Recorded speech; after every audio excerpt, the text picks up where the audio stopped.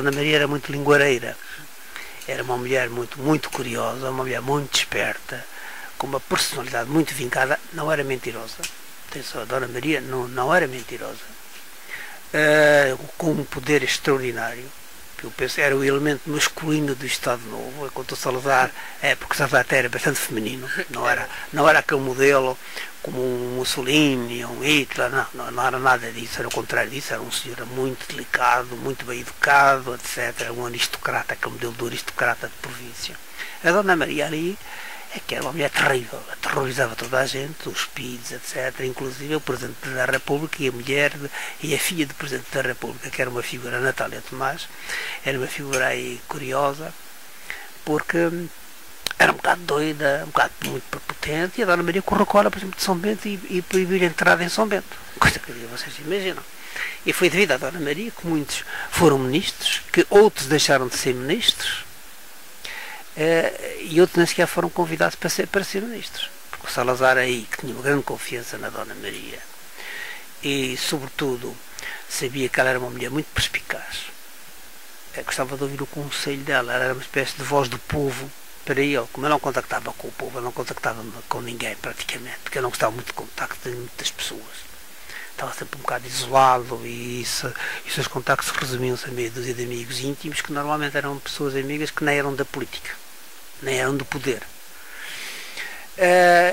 Normalmente ele dizia muitas vezes: Dona Maria, olha, quando acertar um reposteiro e ouça não sei o quê, ou o que é, muitas vezes dizia: olha, vou fazer esta, mais ou menos, tinha como ideia de fazer este projeto de lei, ou esta lei, etc, etc, que é que lhe parece? E ela, com aquela cara, tinha muito despachada, dizia logo assim, logo atrás, que era uma estupidez, ou que era uma burrice, etc, etc, que ela era uma mulher muito engraçada nisso, muito frontal. Eu lembro uma vez em que o Salazar tinha muita mania de dizer que era um grande fardo de estar no poder, que queria ir-se embora lá para o Vimier, ir para as suas aulas e não sei o que. E ela lembrava-me de dizer, uma vez até com ele lá na frente, que ele perto, dizia: olha que ele é um fiteiro, ele gosta de mandar nos outros, ele não sabia viver fora daqui. A gente despachar. São situações muito curiosas, esse outro lado daquele poder imenso que aquele homem concentrou num Portugal que então era um Portugal, era uma potência colonial importante. O Império Português era um império importante, como é por todos os continentes que havia. Quer dizer, aquela figura praticamente temida, que quase ninguém conhecia, que as pessoas não sabiam se existia, dizia que existiam, mas muito não sabiam, como Deus. Dizem-nos que Deus existe, mas nunca ninguém o viu. Naquela altura muito pouca gente tinha acesso a Salazar, ou falava com ele, enquanto muito viam assim ao longe, em questões públicas, às quais ele ia muito pouco. Normalmente depois não aparecia, nunca aparecia em coisas mundanas, nem nada disso, nada. Ele gostava muito de teatro, de cinema, etc. Por exemplo, ao teatro ia, mas ia ao ensaio geral, normalmente ao Teatro Nacional, isso contava depois à melhor da classe. Era um homem que tinha um fascínio também pela encenação.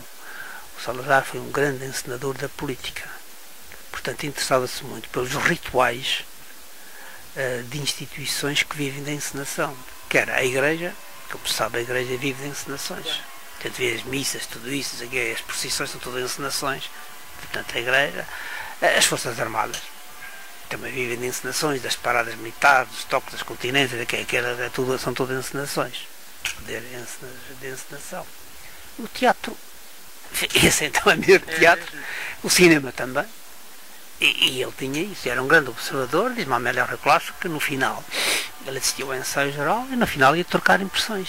E ele era muito arguto, e a Amélia Clássico aproveitou várias vezes até sugestões que ele dava de peças de teatro que ele achava mal. No cinema era a mesma coisa. Lembro, há um caso até muito engraçado, que quando António Lopes Ribeiro filmou O Amor de Perdição do Camilo, que ele fez um filme em que entrava o António Silva, que é um grande ator, não sei se vocês têm referência, porque ele, como passa agora esses filmes aí, o Salazar era um grande fã do António Silva e do Vasco Santana, gostava imenso deles como atores. O António Lopes Ribeiro, o realizador, fez um visionamento para o Salazar. O Salazar viu e no final disse-lhe: uma coisa, isto contou-me o António Lopes Ribeiro, uma coisa, as mãos do António Silva. E o Lopes Ribeiro não percebeu, mas as mãos, Sr. Presidente, então o que é? É que o António Silva fazia o papel de ferreiro. E o António Silva tinha umas mãos muito bonitas, aliás, ele usava muitas, se vocês virem as mãos dele, realmente era um ator fabuloso, com uma expressão corporal notabilíssima, muito cinematográfica. O António Silva tinha umas mãos muito bonitas, mas não eram mãos de ferreiro, como deve calcular. E o Lopes Ribeiro não reparou naquilo, o Salazar que reparou que não são mãos de ferreiro. E o Lopes Ribeiro foi repetir a cena, os grandes planos das mãos do António Silva, estão todas enfarruscadas e não sei o que, parecia que era de ferreiro. Outra vez, num banquete que houve ali em Setiaira, em Sintra, ele chegou antes, eu gostava muito de observar isso tudo, como é que estavam as coisas postas e tal, etc, muito detalhadamente, estava tudo já com flores, com tudo praticamente pronto para receber, acho que era uma visita de uns reis quaisquer que vinham a Portugal, não sei quem era a alta personalidade que vinha cá de visita. O Salazar de repente reparou que a mesa, a toalha da mesa estava ao contrário, então a tabuleira toda, a deixar aquilo tudo para ir a toalha. Eram coisas assim que demonstravam, aliás, o próprio mito que se criou à volta do Salazar, foi ele que o criou conscientemente e depois criou da maneira mais difícil, que foi pela ausência. Ele não aparecia. Portanto, o mito pode ser criado ou pela insistência, pelo aparecer, como tinha feito o Sidónio Pais, por exemplo, ou como fazia o Mussolini, etc., que era mitos exuberantes que apareciam em todo lado, como faz atualmente o Hugo Chaves, que tenta fazer o Hugo Chaves, esses indivíduos assim, teatrais, muito comunicativos, sempre muito presentes, usando a televisão e a rádio, não sei o quê. O Salazar era o contrário. E normalmente eu quase nunca ia à televisão. Quando era preciso qualquer coisa, mandava alguém falar sobre ele.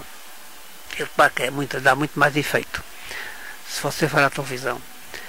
O povo começa a olhar para si, começa a olhar que é assim, que é mais baixinho, ou mais gordinho, ou mais louro, ou não sei o quê, começa a emitir juízes que põe as mãos de uma maneira, mão de outra, e o público começava a ser um bocado cruel nessas coisas. Se for outra pessoa a falar de si, você não está presente, está uma ou outra a dizer bem de si, com certeza. E isso ajuda a criar, a mitificar. É verdade? E ele jogou muito nisso, e jogou muito habilidosamente nisso.